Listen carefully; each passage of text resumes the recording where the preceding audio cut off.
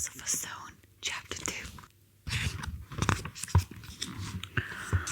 Nearly 10 years had passed since the Dursley had woken up to find their nephew on the front step, but Privet Drive had hardly changed at all.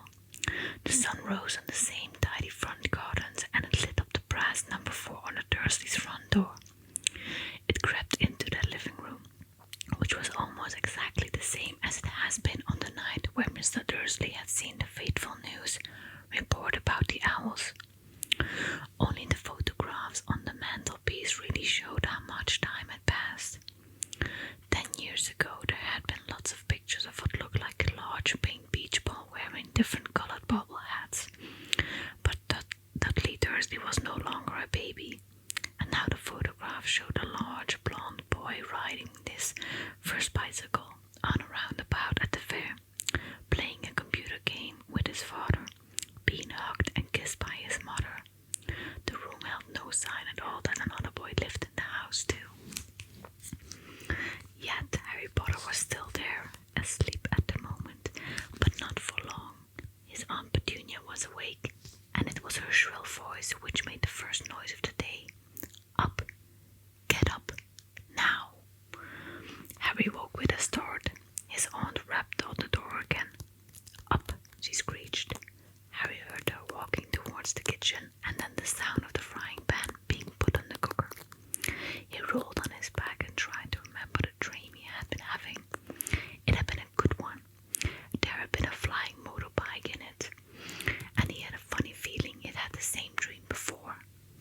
Are you up yet? She demanded. Nearly, said Harry. Well, get a move on. I want you to look after the bacon. And don't you dare let it burn. I want everything perfect on Dudley's birthday. Harry groaned. What did you say? His aunt snapped through the door. Nothing. Dudley's birthday. How could he have forgotten? Harry got slowly out of bed and started looking for socks. He found a pair under his bed and, after pulling a spider off one of them, put them on. Harry was used to spiders because the cupboard under the stairs was full of them, and that was where he slept. When he was dressed, he went down to the hall into the kitchen. The table was almost hidden beneath all Dudley's birthday presents. It looked as though Dudley had got the new computer he wanted, not to mention the second television and the racing bike. Exactly why Dudley wanted a racing bike was a mystery to Harry, as Dudley was very fat and hated exercise, unless of course it involved punching somebody. Dudley's favorite punch bag was Harry, but he couldn't often catch him.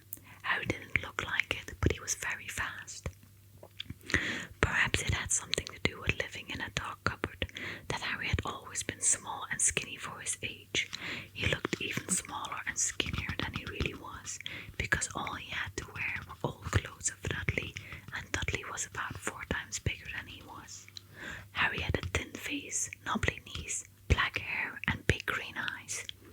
He wore round glasses held together with a lot of sellotape, because of all the times Dudley had punched him on the nose. The only thing Harry liked about his own appearance was a very thin scar on his forehead, which was shaped like a bolt of lightning. He had it as long as he could remember, and the first question he could ever remember asking his Aunt Petunia was how he had got it. In the car crash where your parents died, she had said, and don't ask questions. Don't ask questions. That was the first rule for a quiet life with the Dudleys. Uncle Vernon entered the kitchen as Harry was turning over the bacon. Comb your hair, he barked, by a way of morning greeting. About once a week, Uncle Vernon looked over the top of his newspaper and shouted that Harry needed a haircut.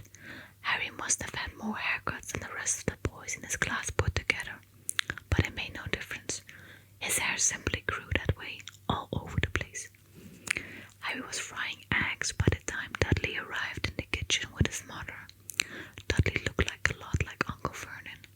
He had a large pink face, not much neck, small watery blue eyes, and thick blonde hair. That Dudley looked like a baby angel. Harry often said that Dudley looked like a pig in a wig. Harry put the plates of egg and bacon on the table, with which was difficult as there wasn't much room. Dudley, meanwhile, was counting his presents. His face fell. 36, he said, looking up at his mother and father. That's 2 less than last year. Darling, you haven't counted on the March present. See, it's here under the big one for Mummy and Daddy. All right, 37 then, said Dudley, going red in his face. Harry, who could see a huge Dudley tantrum coming on, began wolfing down his bacon as fast as possibly, in case Dudley turned the table over. Aunt Petunia obviously scented the danger too, because she said quickly, "And we'll buy you another 2 presents while we're out here today. How's that, Pumpkin? 2 more presents, is that all right?" Dudley thought for a moment. It looked like hard work. Finally, he said slowly, "So I'll have 39 sweetums. Oh, okay. All right then." Uncle Vernon chuckled. Little Tyke wants his money worth, just like his father. Attaboy, Dudley. He ruffled Dudley's hair. At that moment the telephone rang and Aunt Petunia went to answer. He was ripped the paper off a golden wristwatch when Aunt Petunia came back from the telephone, looking both angry and worried. "Bad news, Vernon," she said. "Mrs. Fake broken her leg. She can't take him." Dudley's mouth fell open in horror, but Harry's heart gave a leap. Every year on Dudley's birthday, his parents took him and a friend out for the day to Adventure Park, Hamburger Park, or the cinema. Every year, Harry was left with Mrs. Fig, a mad old lady who lived 2 streets away. Harry hated it there. The whole house smelled of cabbage, and Mrs. Fig made him look at photographs of all the cats she'd ever owned. "Now what?" said Aunt Petunia, looking furiously at Harry, as though he'd planned this.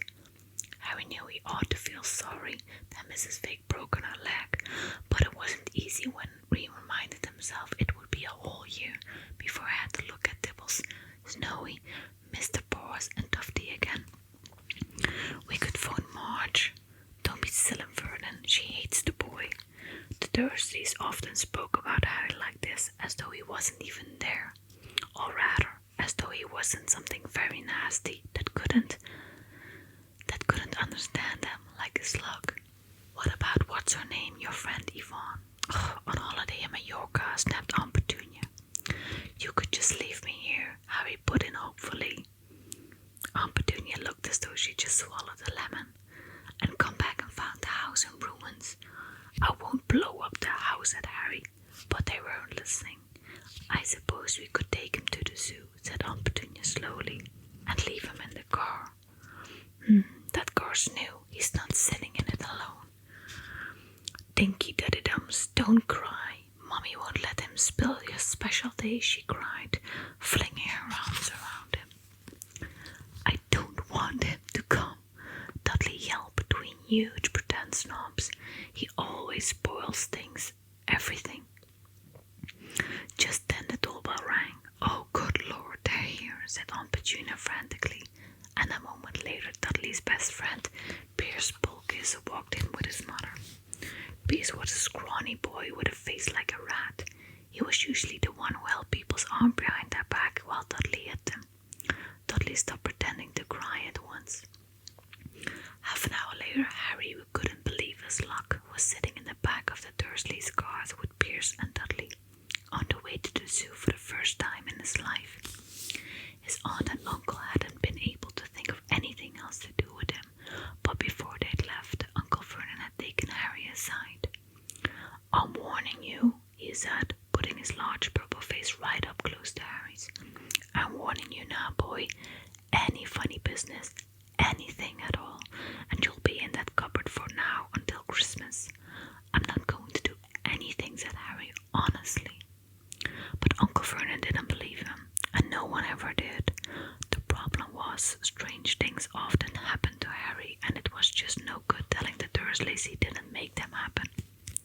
Once, Aunt Petunia, tired of Harry coming back from the barber's looking as though he hadn't been at all, had taken a pair of kitchen scissors and cut his head so short he was almost bald, except for his fringe, which he left to hide that silly at Harry, would spend a sleepless night imagining school the next day, where he was already laughed at for his baggy clothes and sellotaped glasses. Next morning, however, he had gotten up to find his hair exactly as it had been, before Aunt Petunia had sheared it off. It had been given a week in his cupboard for this, even though he had tried to explain that he couldn't explain how it had grown back so quickly. Another time, Aunt Petunia had been trying to force him into her folding old jumper of Dudley's. The harder she tried to pull it over his head, the smaller it seemed to become, until finally it might have fitted a glove puppet, but certainly wouldn't fit Harry. Aunt Petunia decided it must have shrunk in the wash, and to his great relief, Harry wasn't punished. On the other hand, he got into terrible trouble for being found at the roof of the school kitchens. Dudley's gang had been chasing him as usual, when as much to Harry's surprise as anyone else, there he was sitting on the chimney. But today, nothing was going to go wrong. It was even worth being with Dudley and Pierce to be spending the day somewhere that wasn't school, his cupboard, or Mrs. Fig. While he drove, Uncle Vernon complained to Aunt Petunia. He liked to complain about things.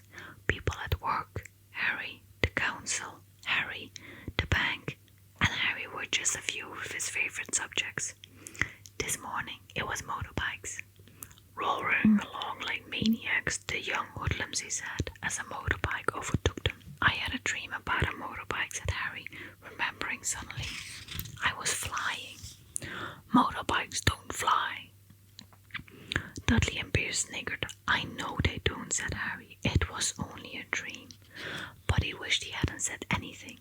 There was one thing the Dursley hated even more than his asking questions. It was his thinking about anything acting in a way it shouldn't, no matter if it was a dream or even a cartoon.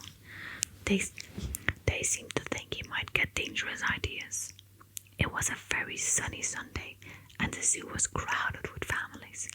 The Dursley bought Dudley and Pierce Law chocolate ice creams at the entrance, and because the smiley lady in the van had asked Harry what he wanted before they could hurry him away, they bought him a cheap lemon ice lolly. It wasn't bad either, Harry thought, licking as they watched the gorilla scratching his head and looking remarkably like Dudley, except that it wasn't blonde. Harry had the best morning he'd had in a long time, and he was careful to walk a little apart from the Dursleys so that Dudley and Pierce, who were starting to get bored with the animals by lunchtime, wouldn't fall back on their favorite hobby of hitting him. They ate in the zoo restaurant, and when Dudley had a tantrum because his knickerbocker glory wasn't big enough, Uncle Vernon bought him another one, and Harry was allowed to finish the first. Harry felt afterwards that he should have known that it was all too good to last, and after lunch they went to the reptile house. It was cool and dark in there, with lit windows all along the walls, and behind the glass all sorts of lizards and snakes were crawling and slithering over bits of wood and stone. Dudley and Pierce wanted to see huge poisonous cobras and thick man-crushing pythons. Dudley quickly found the largest snake in the place. It could have wrapped its body twice around Uncle Vernon's car and crushed it into a dustbin, but at the moment it didn't look in the mood. In fact, it was asleep. Dudley stood with his nose pressed against the glass, staring at the glistening brown coils. Make it move. Do it again, Dudley ordered. This is boring, he moaned.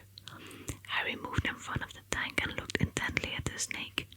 He wouldn't have been surprised if it had just died of boredom itself.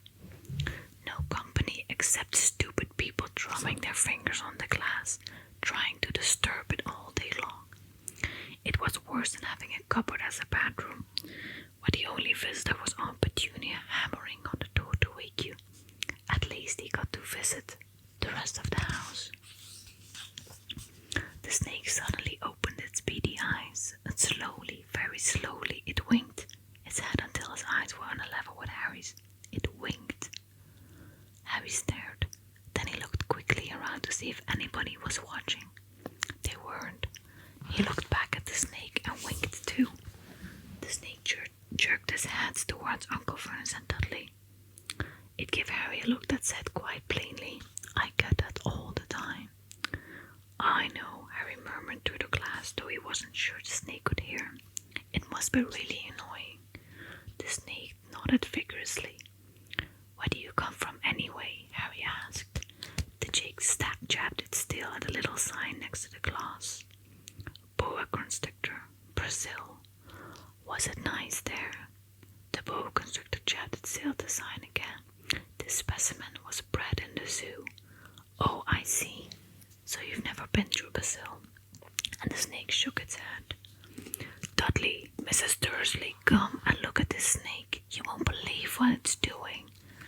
"Out of the way, you," he said, punching Harry in the ribs. And caught by surprise, Harry fell hard on the concrete floor.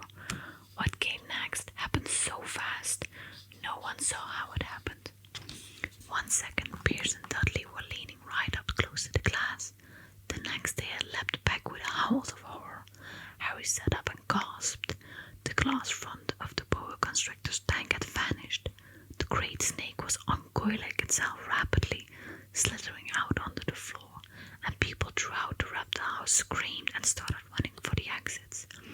As the snake slid swiftly past him, Harry could have sworn a low hissing voice said, "Brazil, here I come." "Thanks, amigo." The keeper of the reptile house was in shock. "But the glass," he kept saying. "Where did the glass go?" The zoo director himself made Aunt Petunia a cup of strong sweet tea while he apologized over and over again. Durs and Dudley could only gibber. As far as Harry had seen, the snake hadn't done anything except snap playfully at their heels as it passed. But by the time they were all back in Uncle Vernon's cart, Dudley was telling them how it had tried to squeeze him to death. But worst of all, for Harry at least, was Pierce calming down enough to say, "Harry was talking to it, weren't you, Harry?" Uncle Vernon waited until Pierce was safely out of the house before starting at Harry. He was so angry he could hardly speak. He managed to say, "Go, cupboard, stay, no meals," before he collapsed into a chair and Aunt Petunia had to run and get him a large brandy. Harry lay in the dark cupboard much later, wishing he had a watch. He didn't know what time it was, and he couldn't be sure that Dursley was asleep yet. Until they were, he couldn't risk sneaking in the kitchen for some food.